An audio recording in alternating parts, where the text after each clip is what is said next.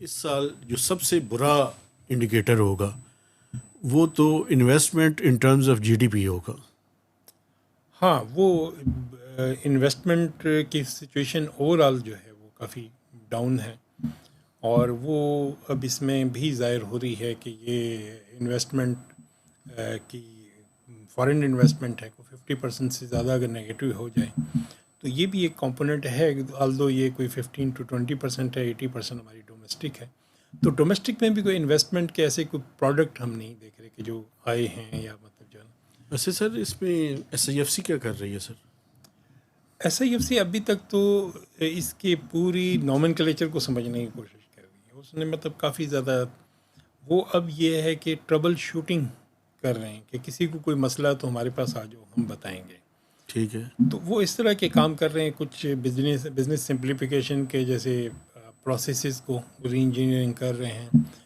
लेकिन ये है कि ओवरऑल हमारा जो इन्वेस्टमेंट का ट्रेडिशनल हमारे जो स्ट्रक्चरल प्रॉब्लम है वो इतने गहरे हैं कि वो साल 2 साल में हल होने वाली ही नहीं है। और इसमें माइंड सेट, खासतौर पर ब्यूरोक्रेटिक जो सेटअप है, इस माइंड सेट की भी बेहतरी बड़ी ज़रूरी है। कोई इन्वेस्टर इस माइंड सेट में रिस्क नहीं लेता, और फिर ये है कि यहाँ पे इन्वेस्टर्स के साथ जो सलूक होता रहा है तो वो भी एक तरह का एक कहीं ना कहीं एलिमेंट ऑफ रिस्क मौजूद है। तो इन्वेस्टमेंट का जो है वो इतनी वैसे सर शॉर्ट टर्म में नहीं होगा। क्या सलूक होता रहा है सर? कोई थोड़ी सी कोई मिसाल भी दे ये दें। देखिए, अब ये इतनी बड़ी आपके यहाँ जो रियल एस्टेट में सबसे बड़ी मिसाल मलिक रियाज साहब में। अब ये कि हैविंग सेड दैट कि उसने क्या किया और कैसे मैन्यूवरिंग की, सिस्टम को मैनिपुलेट किया, उसने एक सबसे बड़ा रियल एस्टेट में एक डिसेंट लिविंग का एक मॉडल दिया, और उसने जिस तरह भी हुक और क्रूक पूरा सिस्टम खामोश रहा, उसको सपोर्ट करता रहा।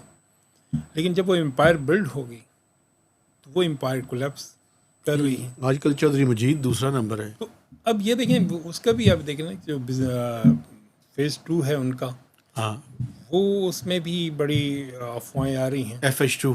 तो अब ये कि जो फेज़ 2 उसका भी जो है ना एक प्रॉब्लमेटिक है। तो मतलब ये कि इन्वेस्टर सारे के सारे, और बाकी जो है हमारे इन्वेस्टमेंट के अच्छे एक्सपीरियंसेस जो है अभी रिसेंट ईयर में कोई 15-20 साल में कोई ऐसे नहीं हैं कि जो अच्छे हों। और कुछ हमारे साथ भी है, जैसे PTCL के $800 बिलियन आज तक बकाया हैं, तो बकाया हैं।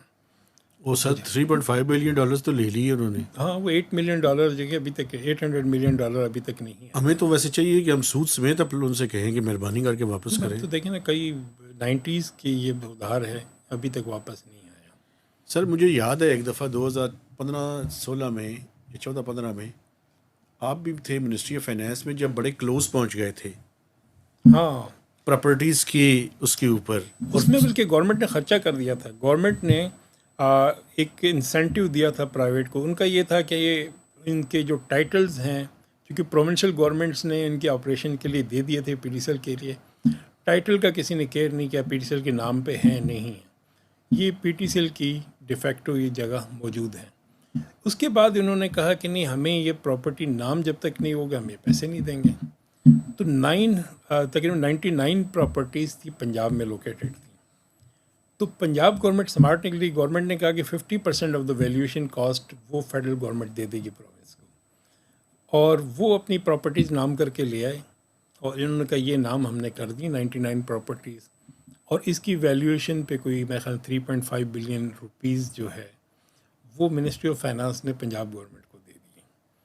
अच्छा, वो अपनी तरफ से दे दिए और हाँ, $800 बिलियन उधर ही पड़े हुए हैं। वो हमने खर्चा कर दिया। अच्छा, फिर सिंध को पता चला कि इस तरह पैसे मिल रहे हैं, तो उन्होंने कहा हम भी दाम कर देते हैं। लेकिन उस वक्त उन्होंने मौक़िफ़ बदल लिया। फिर उन्होंने इत्तलात ने कहा कि नहीं जी, आप ये है कि हम फिर इस जगह को चाहे बेचें, हम जिस तरह मर्ज़ी यूज़ करें, वो यूज़ भी हमारे ज़िम्मे होगा। अच्छा, तो वो मेरे ख्याल में वहाँ पे बात नहीं बनी, और फिर सिंध को पैसे नहीं मिले। और लेकिन वो पंजाब अपने 3.5 बिलियन रुपीस ले चुका है। ले चुका है। वो मतलब ये समझ लेंगे उस वक्त के अगर डॉलर रेट पे लगाएं, ये 2010 की बात है गालिबन, तो उस वक्त के डॉलर रेट पे कन्वर्ट करें तो अच्छी खासी अमाउंट थी।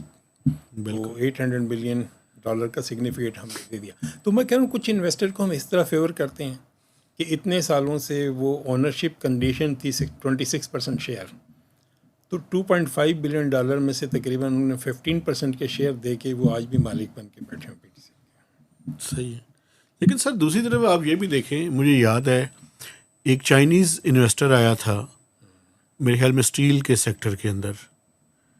हाँ, वो रशाकई में इनके जो क्या सेंचुरी सेंचुरी स्टील। स्टील, उन्होंने भी जो है, उनके साथ भी ये था कि हमने कमिटमेंट की, उनकी जो लैंड रिक्वायरमेंट थी उससे कम दी थी, कि बाद में कहा कि जब आप एक्सपेंड करें तो हमसे ले लेना।